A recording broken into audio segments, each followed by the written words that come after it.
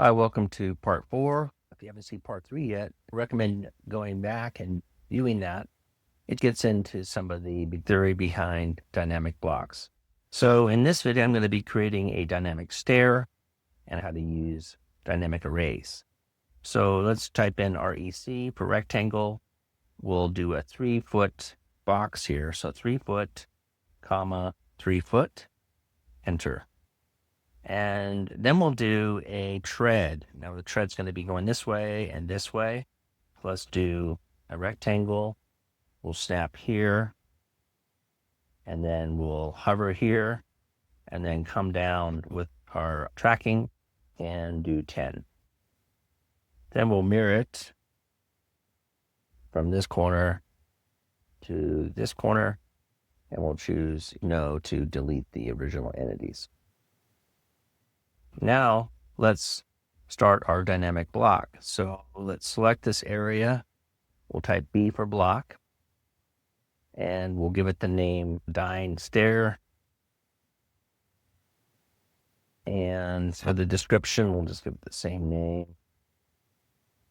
And choose our units. If you're using metric, you'll most likely be using millimeters. We need to check this. So we open up our block editor, and then we'll choose OK.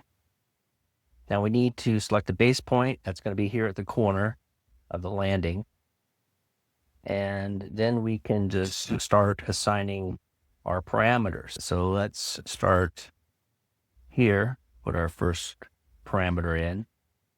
To repeat that action, we can just press enter, and I'm going to have this list here because I have Dyne mode set to 3. I can choose commands at my cursor. So let's do this one. And I can see on this one, I did not snap correctly. So let me just do that. So you can move those grips over after the fact. The other thing is you could come down here and choose your grips to 1 if you need to. Now I'm going to come up and choose the linear action again from the menu. We'll do first point here, and then here, and 1. Again, same thing for this tread here, and then 1. So now that I have all my parameters in, I can go ahead and select and assign actions to them. So let's select stretch, and we'll select this parameter first. Then the point to stretch from would be this point here, and the box will be here, or what's called the stretch frame. And then the entities to stretch would be the same box within the stretch frame. Press enter. Now let's assign a stretch parameter to the other direction. So we'll select stretch again, distance 3, and the stretch point for this one is going to be here. The stretch frame is going to be this here, and entities to stretch will be within the frame. So now that we have everything set, we can go on to our array. The array is going to use distance 2 and distance 4. So let's come down in our actions and choose array. We'll choose distance 2. For our selection set, it's going to be this tread here. And then enter. For the distance, it's going to be 10. The depth of our tread. So you can see it's put a action set in here. So let's just select array again and distance 4. The selection set will be the tread here. Enter, and the distance will be 10. Real quick, I'm using a AutoCAD-like program called AViCAD.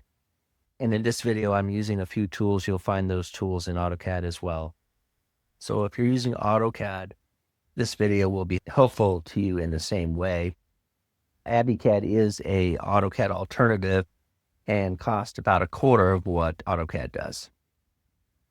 For more, you can visit cadavenue.com/AViCAD.htm. So let's test out our block. See that we have these 4 action sets. So we can enlarge the landing this way, or we can enlarge it this way. But we can also array the treads out this way and out this way as well. And another thing about dynamic blocks is you could select this grip here, press the space bar, and rotate it. So it's rotating exactly the same way as a block would.